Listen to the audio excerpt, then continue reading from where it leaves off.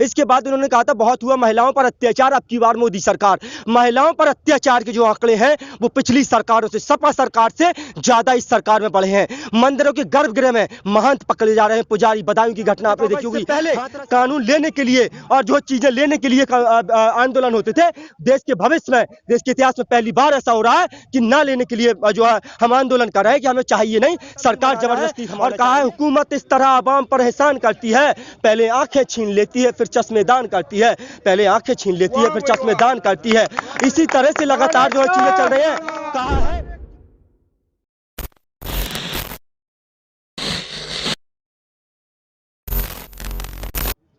इमरान भाई, टीकरी बॉर्डर से राकेश टिकैत फरार, अब बजेंगे लठ। क्या पता? अच्छा, ये कौन सा न्यूज चैनल दिखा रहा था? नाम नहीं लूंगा। अच्छा, चलिए नाम मत लीजिए, लेकिन मुझे पता है कि ये जो न्यूज़ चैनल लगातार दिखा रहे हैं, मैं भी देखता हूँ, तमाम न्यूज़ चैनलों को देख रहा हूँ मैं। 99% जो मीडिया है, मेन स्ट्रीम मीडिया है, उसको आप गोदी मीडिया कहिए या मोदी मीडिया कहिए, उसमें कोई दो राय नहीं है, क्योंकि लगातार उसको जो ठेका मिलता है, उसको ठेका मिलता है कि आप इस आंदोलन को बदनाम कीजिए, इस आंदोलन को कमजोर कीजिए। लगातार इस आंदोलन में जो है पहले कई चैनल दिखा रहे थे कि सिर्फ 20 लोग बच्चे हैं, टिकैत को डकैत कहा जा रहा था टिकैत नहीं वो डकैत हैं, और गाँव वाले लोगों को कहा जा रहा था कि स्थानीय लोगों को जो है दिक्कत है, सामना करना पड़ रहा है दिक्कत का, और बहुत जल्दी जो है अल्टीमेटम दे दिया था 24 घंटे का। शायद उन्हें, मतलब उनकी जो सूत्र है, सूत्रों के हवाले से गलत जानकारी मिलती है। वो 24 घंटे कह रहे थे, शायद उन्हें 24 महीने 24 साल का जो है कहीं से जानकारी मिली होगी। वो कह रहे थे 24 घंटे का अल्टीमेटम दिया गया है, 24 घंटे के अंदर अंदर ये जो किसान है, किसानों को जो है खालिस्तानी आतंकी सब कह रहे हैं। वो लोग किसानों को कह रहे हैं कि नकली किसान है, असली किसान खेतों में है, ये नकली किसान जो है छोड़ दें, तंबू खाली दिखा रहे हैं। कह रहे हैं 20 से 40 लोग सिर्फ बचे हैं, अब बहुत जल्दी जो है यहाँ पर जो स्थानीय लोग हैं वो लठ हो जाएंगे। कहा कि हमारा लठ तैयार है।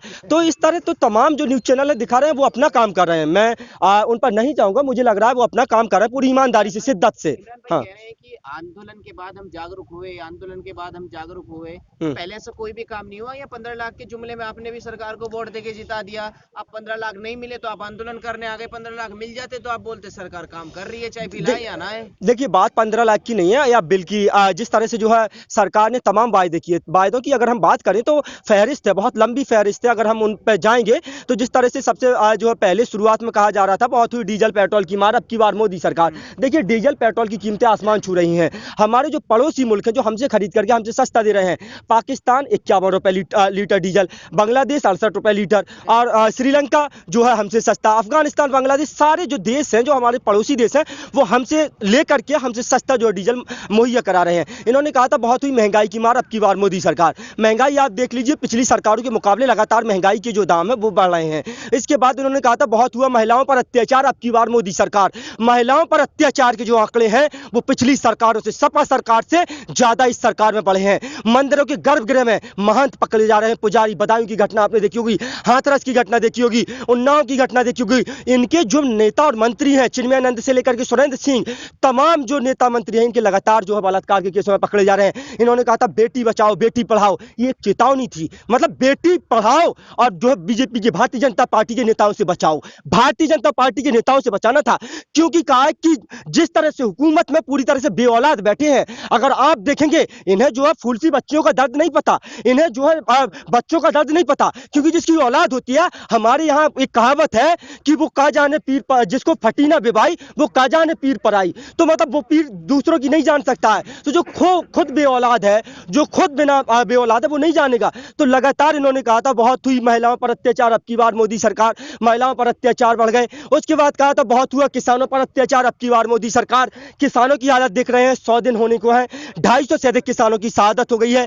लगातार ये किसान जो है आंदोलन कर रहे हैं, सरकार इनकी बात नहीं सुन रही है। लगातार मीडिया को एक प्रोपोगेंडा दिया जा रहा है। लोकतंत्र का चौथा स्तंभ होता है मीडिया, लोकतंत्र का चौथा स्तंभ, जिसको जो है न्यायपालिका, कार्यपालिका, विधायिका और पत्रकारिता, लोकतंत्र के चौथे स्तंभ का दर्जा दिया गया। लेकिन मैं कह देना चाहता हूं कि लोकतंत्र हमारे देश में पूरी तरह से वेंटिलेटर पर है। सुप्रीम कोर्ट के 4 जज निकल करके सड़कों पर आकर के कहते हैं कि सुप्रीम कोर्ट की हत्या जो है, लोकतंत्र की हत्या की जा रही है, और लोकतंत्र पूरी तरह से वेंटिलेटर पर अपनी अंतिम सांसें गिन रहा है। तो आप कुछ करेंगे भी या इंतजार करते रहेंगे कि पहले तो ये वेस्ट बंगाल के चुनाव हो जाए, फिर उत्तर प्रदेश के चुनाव हो जाएंगे, फिर कभी फिर उत्तराखंड के चुनाव आ जाएंगे, फिर आके देखिए प्रशांत भाई, मैं आपसे बता दूं, प्रशांत भाई बात सुन लीजिए, हमें कहीं के किसी चुनाव से कोई मतलब नहीं है। हम पूरी तरह से अराजनीतिक दल है।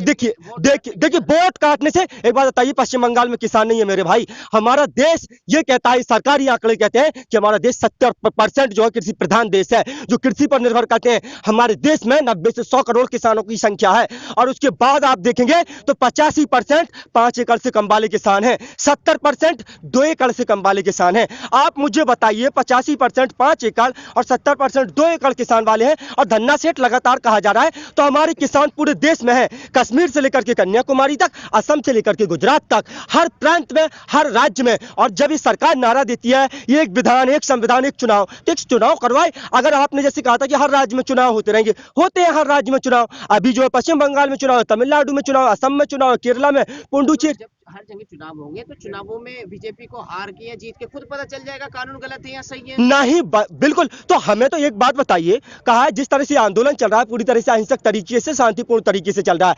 हमारे पास, हम किसान हैं, हमारे पास हल है, लेकिन हमारी समस्या का हल सरकार के पास है। सरकार इन कृषि कानूनों को लेकर के आई है। अगर हमारे पास हल होता तो हम हल करके कब का घर चले जाते। एक बात बताइए, कौन बाप अपने बच्चों से दूर रह करके रहेगा? कौन जो है पति अपनी पत्नी से दूर रह करके यहाँ बॉर्डर पर रहना चाहेगा? कोई भी बाप, कोई भी बेटा, कोई भी भाई ये नहीं चाहेगा कि मैं जाकर के टिकरी बॉर्डर, सिंगू बॉर्डर, चिल्ला border, Shahjahanpur border, Ghazipur border पर जाकर के बैठूं।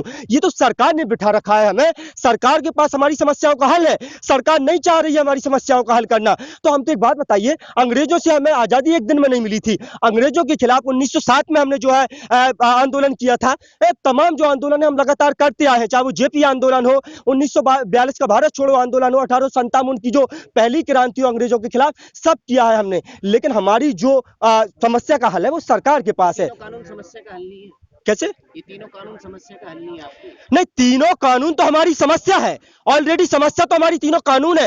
ये समस्या का हल थोड़ी हो सकते हैं। ये तीनों कृषि कानून ही असली समस्या है। असली समस्या की जड़ यही है। इसी समस्या का हल कराने तो हम आए हैं। 100 दिन से हम इसी समस्या को लेकर के तो बैठे हैं। ये तीनों कानून तो समस्या है।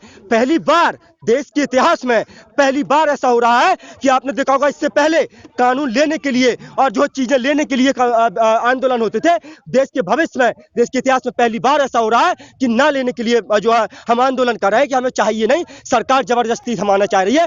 तो देश के इतिहास में पहली बार एक ऐसा आंदोलन हो रहा है जो ना लेने के लिए हो रहा है, सरकार कर रही है। और मैं बता देना चाहता हूं कि कहा इस दौरे सियासत का बस इतना सा फसाना है, और बस्ती भी जलानी है और मातम भी मनाना है। इस दौरे सियासत का बस इतना सा फसाना है, बस्ती भी जलानी है, मातम भी मनाना है। और कहा है हुकूमत इस तरह आवाम पर एहसान करती है, पहले आंखें छीन लेती है फिर चश्मेदान करती है, पहले आंखें छीन लेती है फिर चश्मेदान करती है।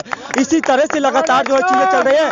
कहा है कि मुल्क लुट जाएगा, मुल्क लुट जाएगा, ये आसार नजर आते हैं। अब हुकूमत में सब मक्कार नजर आते हैं, और मुल्क की आजादी में लुटा दी जाने हमने, और गद्दारों को हम ही गद्दार नजर आते हैं, और गद्दारों को हम ही गद्दार नजर आते हैं।